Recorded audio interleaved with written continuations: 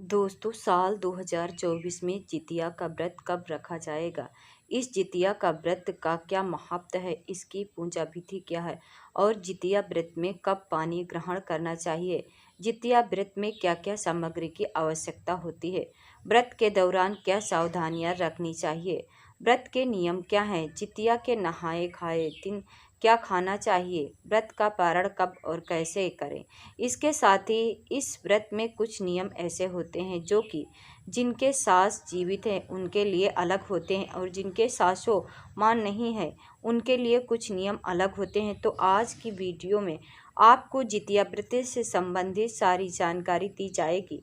आपको कोई और वीडियो की देखने की ज़रूरत नहीं पड़ेगी, बस आपको वीडियो शुरू से लेकर अंत तक देखना है। लेकिन वीडियो को शुरू करने से पहले आप सभी से एक निवेदन है कि आप वीडियो को लाइक कर दें और चैनल को सब्सक्राइब करके बेल आइकन का बटन ज़रूर दबा दें। सबसे पहले तो आप सभी को जितिया व्रत की हार्दिक शुभकामनाएं प्रिय भक्तगणों। इस व्रत को मुख्यतः उत्तर प्रदेश, बिहार, झारखंड, पश्चिम बंगाल जैसे अनेक राज्यों में विधि विधान के साथ रखा जाता है। इसे कई जगह पर जितिया व्रत के नाम से जाना जाता है। इस दिन भगवान सूर्य का पूजन किया जाता है। माताएं बच्चों की लंबी उम्र, सुख, समृद्धि और उन्नति जीवन के लिए निर्जला व्रत रखती हैं। वहीं कुछ माताएं संतान प्राप्ति की कामना से भी जितिया व्रत रखती हैं। इस व्रत में बहुत ही फलदायी समझा जाता है और यह छठ पर्व की तरह बहुत ही कठिन होता है। इस व्रत के दौरान महिलाएं 24 घंटा तक निर्जला व्रत रखती हैं और फिर अगले दिन सूर्य देव को जल अर्पित करने के बाद ही व्रत का पारण करती हैं। सूर्य देव को बाजरे और चने से बने व्यंजन अर्पित किए जाते हैं।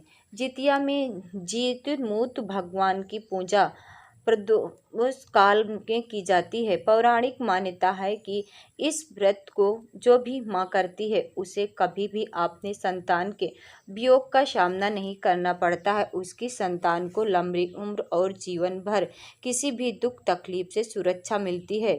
तो सबसे पहले जानते हैं कि जितिया कब है। जीविता पूतिका का व्रत कब रखा जाएगा? अश्विन मास पक्ष की अष्टमी तिथि को यह व्रत रखा जाता है और इस साल अष्टमी तिथि का प्रारंभ होगा मंगलवार को यानी 24 सितंबर को 12:38 पर अष्टमी तिथि समाप्त होगी।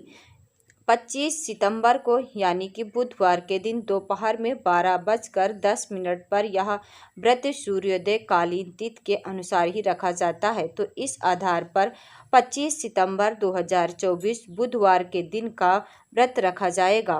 तो 25 सितंबर को हम व्रत धारण कर रहे हैं, तो 24 सितंबर 2024 मंगलवार दिन नहाए खाए का दिन होगा और बृहस्पतिवार के दिन व्रत का पारण किया जाएगा।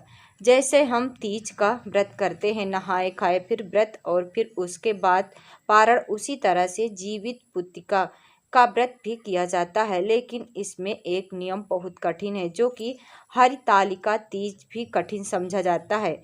जैसे कि हरितालिका तीज के व्रत में आप शाम को भी पानी पी सकते हैं या फिर कई लोग रात्रि में 12 बजे के बाद ही पी लेते हैं। लेकिन इसमें नियम बहुत कठिन हो जाते हैं। सुबह सूर्योदय के बाद ही आप जल ग्रहण कर सकते हैं, इससे पहले नहीं। मतलब जीवित पुत्रिका के व्रत में आप लगभग 28 घंटा तक निर्जला ही व्रत बिना देते हैं। नियम इस तरह के होते हैं। सुबह उठकर भी हम सब स्नान करते हैं, पूजा करते हैं, फिर जितिया बच्चों को पहनाया जाता है, दान इत्यादि करते हैं। उसके बाद कहीं जाकर हम जल पीते हैं। तो व्रत बहुत कठिन है, इसमें कोई संशय नहीं है। लेकिन हर माताएं जिनकी संतान है इस व्रत को धारण करती हैं और करना भी चाहिए।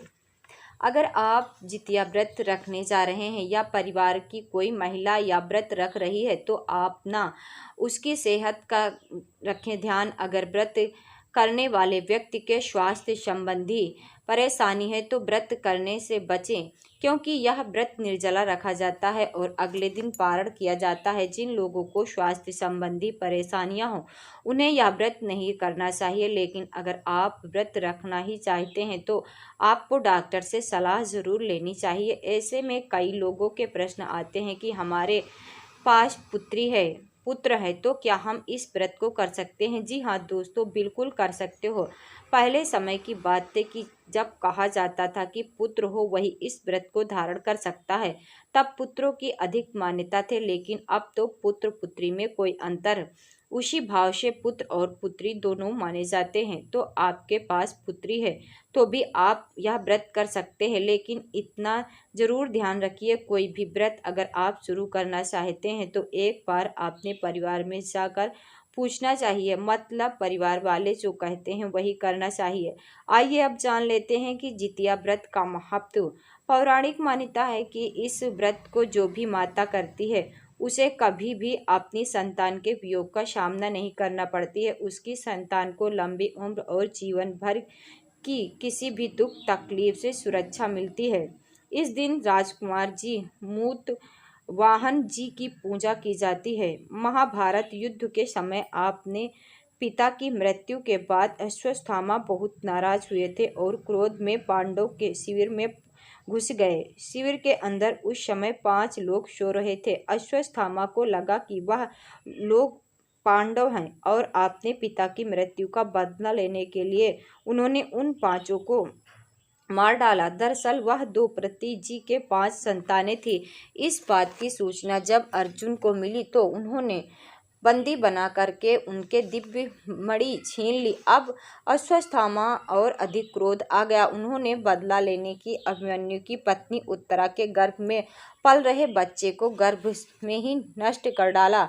भगवान श्री कृष्ण ने तब आपने सभी पुण्य का फल उत्तरा की उस अजन्मी संतान को देखकर उसे फिर से जीवित कर दिया। मार कर पुत्र जीवित होने के कारण उस बच्चे का नाम जीविता पुत्रिका रखा गया। तभी तो जीविता पुत्रिका व्रत रखने की मान्यता है। अब जानते हैं कि तिजिया व्रत में नहाए खाए से पारण तक के नियम क्या होते हैं। पहला दिन होता है जो कि आपको मिलेगा 24 सितंबर को। दिन होगा मंगलवार का। इस दिन आपको स्नान करना, बाल धोने के स्नान किया जाता है। इसके बाद सात्विक भोजन किया जाता है। तो नहाए खाए के दिन आपको लहसुन प्याज का सेवन करना नहीं है। मसूर की दाल जो लाल वाली होती है वह नहीं खानी चाहिए। इसके अलावा मूली, बैंगन यह सभी चीज़ें नहीं खानी चाहिए। व्रत के दिन एक पहले नहीं खानी चाहिए, लेकिन कई ऐसे क्षेत्र हैं जहाँ पर मछली खाई जाती है। नहाए खाए वाले दिन अगर आपके यहाँ तरह का नियम है तो तब तो आप बिल्कुल खा सकते हैं, लेकिन ज़्यादातर क्षेत्रों में शुद्ध सात्विक भोजन ही किया जाता है, बिल्कुल बिना लहसुन प्याज का। एक और चीज़, नहाए खाए वाले दिन सभी घरों में कुछ विशेष व्यंजन खाकर ही यह व्रत शुरू किया जाता है। तो जैसे आपके घरों होता है कुछ विशेष, अगर आप यहाँ होता है तो आप वही खाकर व्रत का प्रारंभ कर सकते हैं। नहाए खाए दिन में होगा फिर शाम के समय घर में कुछ मीठा बनता है, बच्चों के लिए बनाया जाता है। जैसे कि हम बच्चों के निमित्त हम व्रत धारण करते हैं तो हम पोहा बनाते हैं, गुलगुले बनाते हैं ताकि हम बच्चों के खिला सके। यह एक तरह का नियम होता है। तीजिया